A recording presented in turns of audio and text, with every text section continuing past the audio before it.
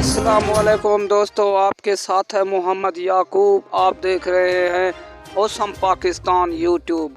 आज मौसम के बारे में आपको ताज़ा तरीन खबर देते हैं। दोस्तों, मौसम पूरे पाकिस्तान में खुश्क और साफ रहेगा। कोई बारिश का इम्कान नहीं है पूरे पाकिस्तान में।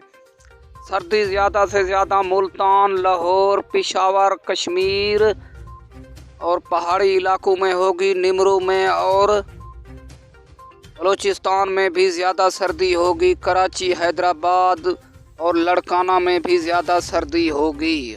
सर्दी ज़्यादा होगी और बारिश का कोई इम्कान नहीं है। मौसम साफ रहेगा।